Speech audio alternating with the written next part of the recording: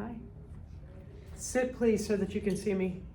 Can you go that way? I'm going to leave that right there.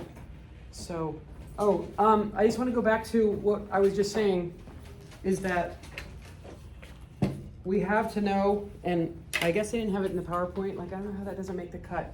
Mackenzie, you guys all shift that way so you're not like saying, so they're saying that Spanish flu, Spanish flu, Spanish flu, you have to know because, yeah, I don't think they'll make us know, so you guys might have to shift that way.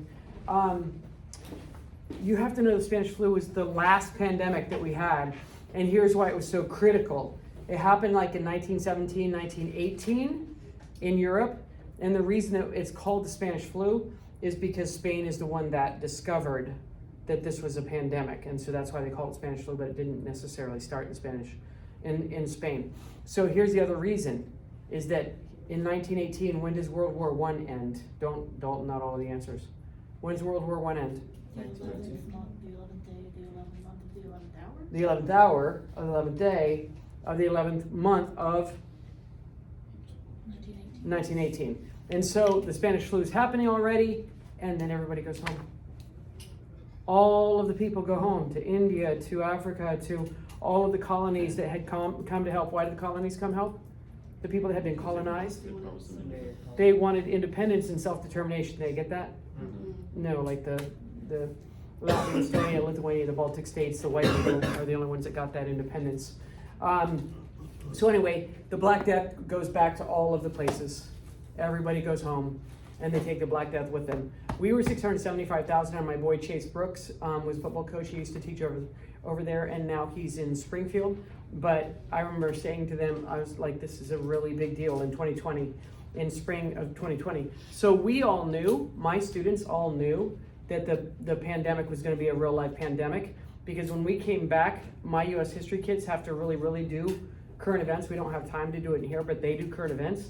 And we were watching it coming in current events in my US history class, because we were watching national and international news, and they kept talking about this virus, this bad virus that was happening in China. That's COVID-19, because it was already happening in China in 19. They think around anywhere in the fall of 19, especially by December, they knew something bad was happening. And so we knew that the pandemic was coming. So in February, when the rest of the world was starting to be like, hey, something bad's happening, we're like, we know, we've been watching it coming.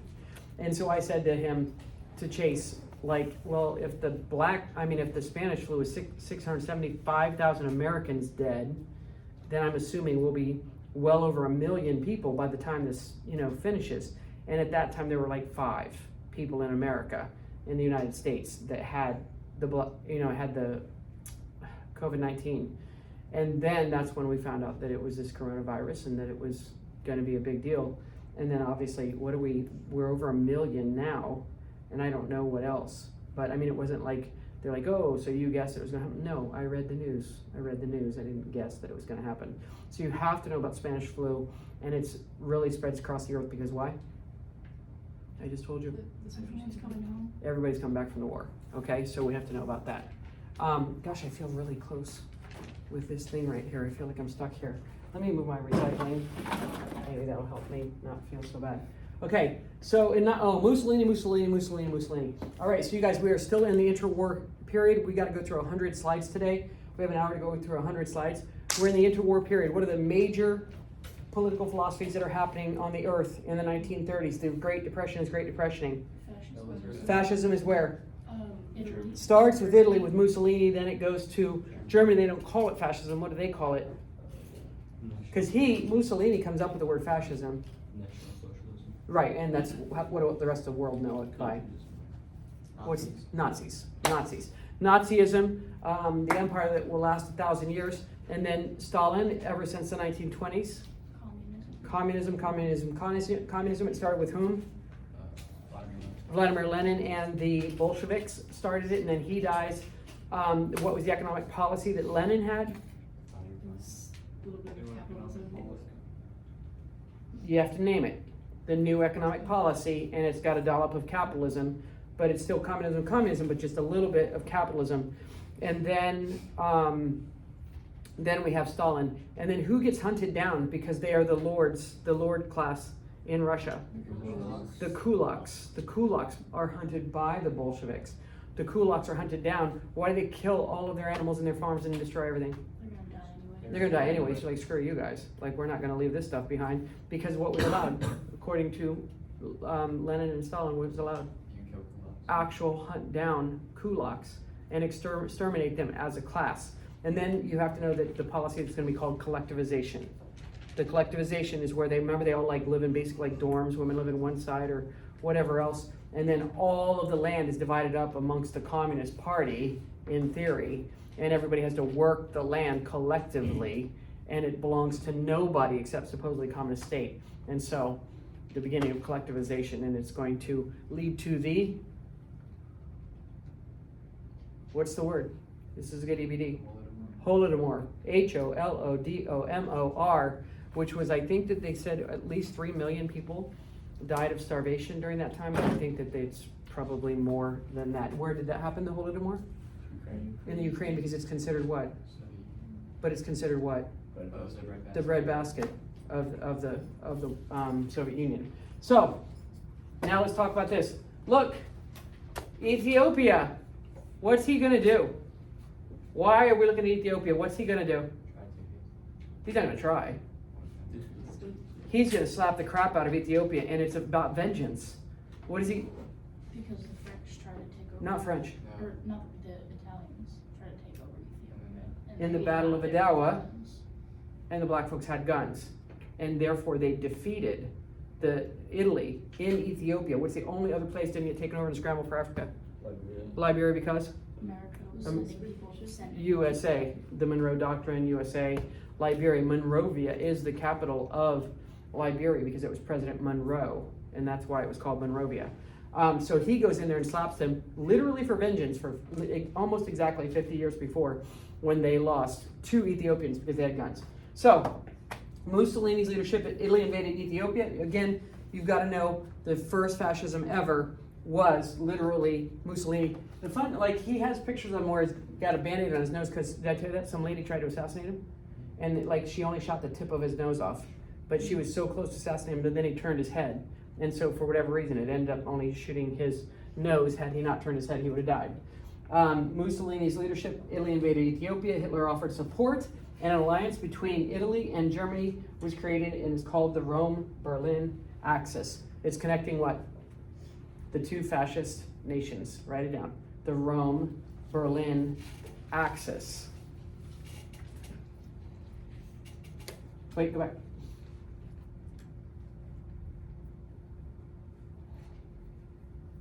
So it's Mussolini and Hitler agreeing to what? That they're going to be allies. The Rome-Berlin Axis. Go ahead. Okay, so Italy's invasion, I don't know if you guys can see, tested the League of Nations system of collective security. However, the League of Nations members did nothing hoping to appease Mussolini. You have to know appeasement. Put it down, put it down, put it down. We have to know that they're appeasing Hitler. Hitler wants to take over the world, an empire that will last 1,000 years. And so people are appeasing him. And we're going to get to a policy of appeasement in a minute. People are appeasing Hitler. Appeasing is what happens when your mother tells you to take out the trash and you say, all right, Mom, I'm going to do it as soon as I finish this video game, as soon as I finish my homework, as soon as I finish everything. I'm going to do it, I'm going to do it, I'm going to do it, I'm going to do it. Tomorrow morning, what? There's the trash. There's the trash, because what have you done with your mom? You have appeased her by saying, what did you say? I'm going to do it as soon as whatever. That's appeasement. I'm going to do it, I'm going to do it, I'm going to do it, I'm going to do it, I'm going to do it. And then it never happens. So you're appeasing. Go ahead. Pacifying. Calming somebody's fears. So in 1930s to the late 30s, the Allies failed to confront Germany and Italy. Instead, they followed a policy of appeasement. Remember when Germany stepped into the demilitarized zone and they stopped to see if what? France was going to smack them? And did they? They did not. So then? Okay then. What? Okay then. Then they became strong because they didn't get slapped. They didn't get smacked back. Why won't France or Britain smack them back? They don't want World War III. They don't want World War III. They don't want World War III, so they keep appeasing them. They keep appeasing them. Go ahead. Many British conservatives even saw Hitler as a positive force against communism. This is good. And we don't have to worry about those communists. Go ahead. Where are the communists? Russia. Say it better. Soviet Union. Soviet Union. The U.S., Britain, and France focused on domestic issues during the Great Depression and appeased and ignored threats. In the 30s, there was a perfect time to try to what? Repress them, hold them back, keep them back, and instead, we appeased and appeased and appeased, and they kept doing what? More and more and more, and the more they took, what? More powerful. The stronger and stronger and stronger they got. The horrific losses of World War I created a deep desire for peace through appeasement. Go ahead. The democracies repeatedly underestimated Hitler's thirst for power and conquest. They just think he's some yahoo in Germany, and nothing will come of it. Nothing will come of it. Remember, even their own parliament, which is called the Reichstag, their own parliament was like, nah, he's good. He's not going to do anything. Like, we'll be able to control him. Same with all of Europe and the United States, and instead, bigger and bigger and stronger. In Spanish Civil War 1936, Francesco Franco, a fascist, rebelled against the Spanish democratically elected government. Are you listening? 1937, a democratically elected government that leaned left. What's left? What's over there? What's it? What is it? Communist. That leaned communist, but they were democratically elected, meaning people what? Voted in Spain for a democratically elected, voted for Spain, somebody that was left leaning toward communism. So, a civil war started in 1936 as Franco, a fascist, rebelled against the Spanish elected government. Francisco Franco is a fascist, a la Mussolini and Hitler, and so he starts a civil war. Ready? If Franco just tried to overthrow Spain and the democratically elected left-leaning government, could never have done it. But who comes in to help him? Who comes in to help the fascist? And Hitler. Mussolini and Hitler are like, oh, we'll help you overthrow that left-leaning government. We don't want left-leaning governments. And so they go in and help Franco, and then obviously what? Easily spank Spain, who's not industrialized. But what has Hitler and Mussolini been doing for 10, 15 years now? Militarizing. And so the Spanish Civil War, write it down, is literally going to be called the proving ground. The Spanish Civil War is called the proving ground. For who? Johnny? Hitler's military. So what are we proving? If it works well. Yeah. Hitler and Mussolini bring in their new weapons of war, and they try them out on Spain. And on the left-leaning government, of the democratically elected government, and start using their bombs and start using all sorts of things on Spain. So they call it the proving ground. They're thrilled. It's like a dress rehearsal for war for them. Does that make sense? They're in a civil war. Spain is having a civil war between the democratically left-leaning official government and the fascists who want to take over the government. So then guess what's going to end up? What's the result? Cody, who wins? The fascists or the left-leaning people? How come? Because they have a military. Why? They have an industrialized. They don't. Spain doesn't have an industrialized military. What's that? Fascist. Germany. The fascists, Germany, the Nazis, and Mussolini are there to help so the fascists win. And Francisco Franco becomes, I call him fascism light. He becomes a fascist ruler until 1975. 1975. When does Mussolini first and then Hitler die? 33. What? 45. 45. When? Not May. Ready? If you don't have these dates down, put it down. April 12th, FDR dies. Tips over. Dies. April 28th, Mussolini is brutally defeated by his own people and beaten and killed and then hung upside down with the other horrible fascists from an Esso gas station. And then people come along with 2x4s and clubs and fists and punch the hanging upside down Mussolini in the face. Even though he's dead, they keep killing him to death. They just keep killing him to death. Meaning what? The man's dead. What are they doing? Just popping him anyway, like a punching bag. So his dead face is like just smashed. We'll look at it in the future. But his dead face is just smashed in. So on April 28th, he dies a terrible death. And then also have a humiliating after death, where he's hanging from an Esso gas station. People use him as a punching bag. That's April 28th. What does Hitler read in the paper on April 29th? What's he read on the 29th? That they lost the war. No. That he died. That Mussolini died a horrible, terrible death, and then after death, were they humiliated? Word has it, they cut his junk off and shoved it in his mouth.